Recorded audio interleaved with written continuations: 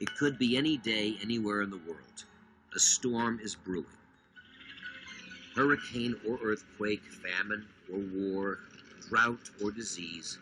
Many problems know no borders. No country can solve them alone. As the hurricane advances across the ocean, it is tracked by satellite. Ships are directed to the shelter of safe harbors. And in the skies, air traffic controllers alert the world's airlines. Its cooperation made possible by the work of several United Nations agencies. They're just one part of an international system that shapes our world in ways large and small. Since World War II, the United Nations has sought to avert war, resolve conflicts, and limit armaments. Today, its mission has grown to encompass much more: humanitarian relief, health care, and economic development for the neediest. In fact, in just about every aspect of human endeavor, the United Nations is an indispensable part of the reality of people everywhere.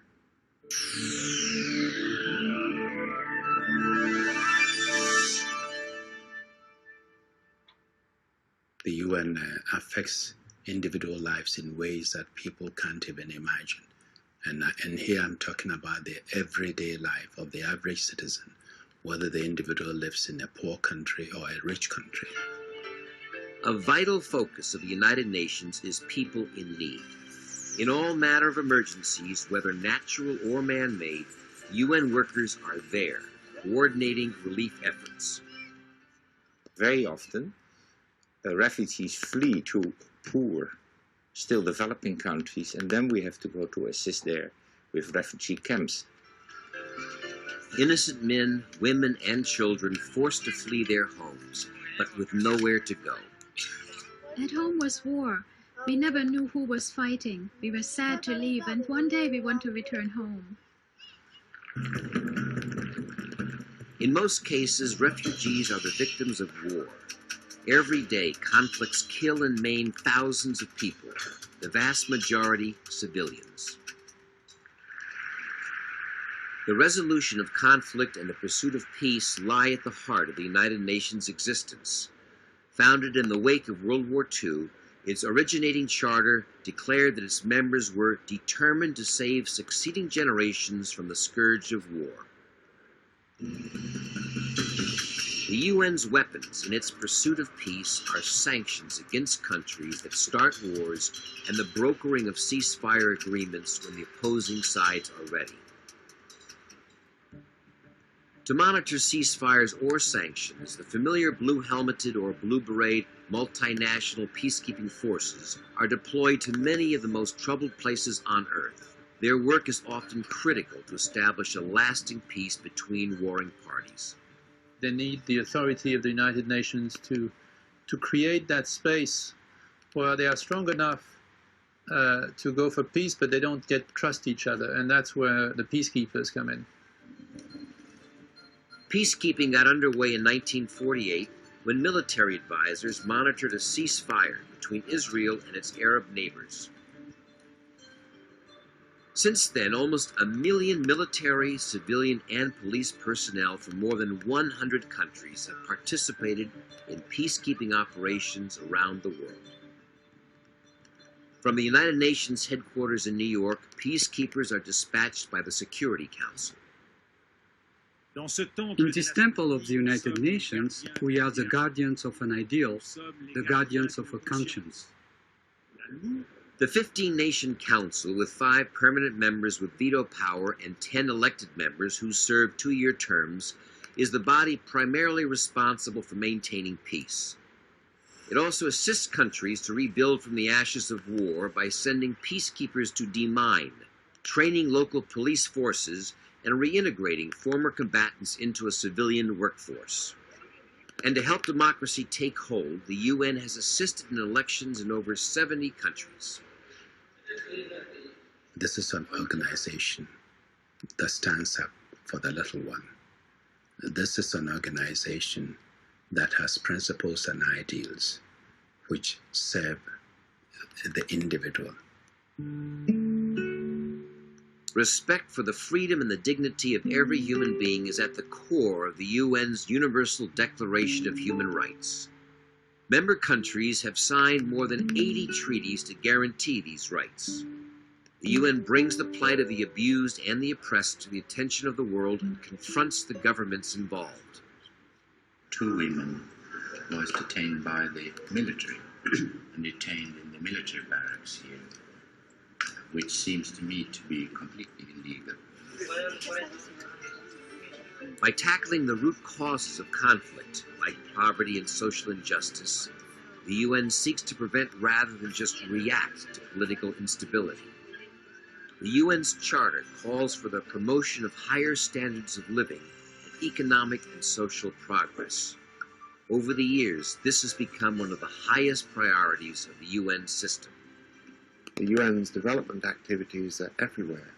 Development is allowing people to work in their natural location and homes and environment to make themselves self-sustaining. The UN Development Program, or UNDP, runs projects in over 170 countries. It works with other UN agencies as well as governmental and voluntary organizations to help communities support themselves. UN projects like this women's poultry farm cooperative in Nepal help women earn a living. I want people to say, look, she was so poor, and through her efforts, she was able to improve her situation. In the Bolivian Andes, UNDP trains farmers to modernize their irrigation systems and diversify their crops. This has benefited the entire community very much. Thanks to this project, thanks to our product, we now have an economic profit. More than 1 billion people on Earth, 1/6 of the world's population, subsist on less than $1 a day. At a special summit to set priorities for the new millennium, UN member states set target dates to cut the number of people living in absolute poverty in half. They pledge to improve housing for people who live in slums and to provide safe drinking water to all. In an age when human beings have learned the code of human life, no mother in the world can understand why her child should be left to die of malnutrition or preventable disease. The Millennium Development Goals also aim to bring primary education to both boys and girls everywhere, and to halt the spread of HIV, AIDS, and other major diseases. The World Health Organization, working with other UN agencies, carries out global immunization campaigns that save 2.5 million lives every year. That, along with such improvements as safer drinking water, has led to increased life expectancy in many parts of the world. But no disease has devastated whole communities as quickly as HIV/AIDS. It is a humanitarian disaster of global proportions. Tens of millions are living with the virus. More people become infected every day.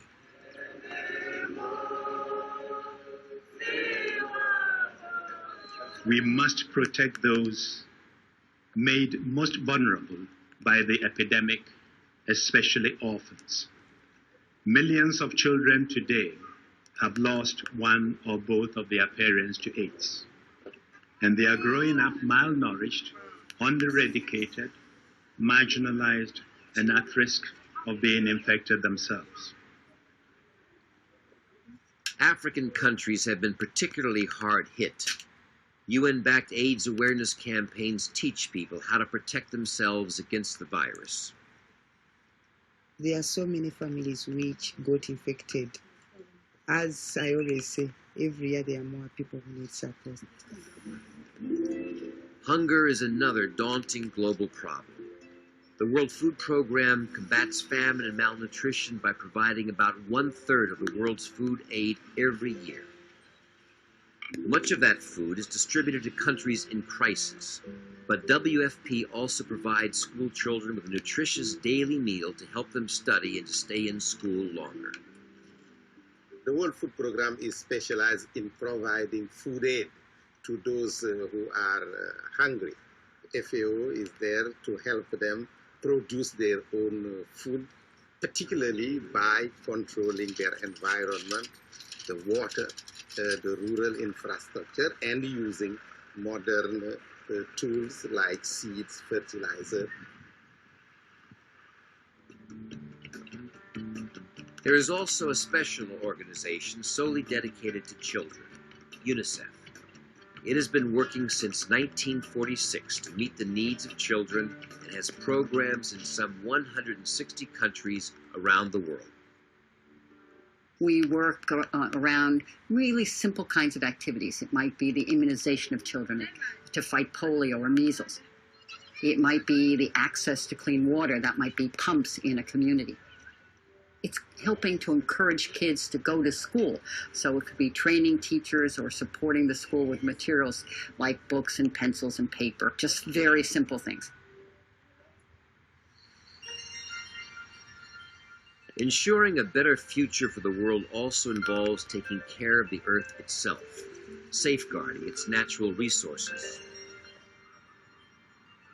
The UN promotes alternative technologies that enable nations and communities to improve their quality of life without polluting the environment. You must be aware where the environment is damaged, there are very, very negative consequences for human beings. The United Nations has taken the lead in global efforts that have provided safe drinking water for 1.3 billion people.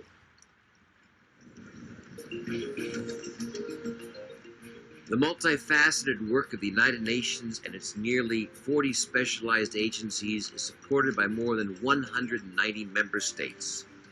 As the world changes, so too will the UN's challenges.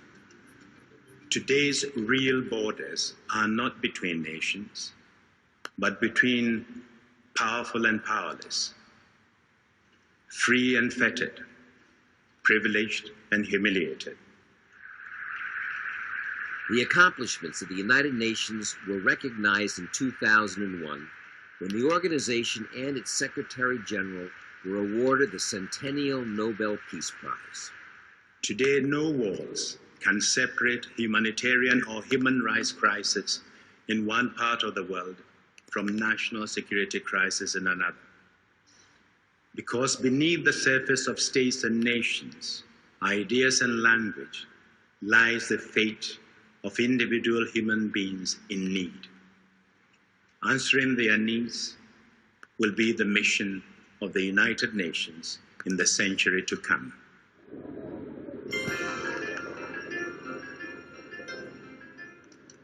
The United Nations continues to promote peace and security, development and human rights around the world. It is the only universal organization that belongs to all the peoples of the world, bringing them together to share resources and knowledge and to build a better future for us all.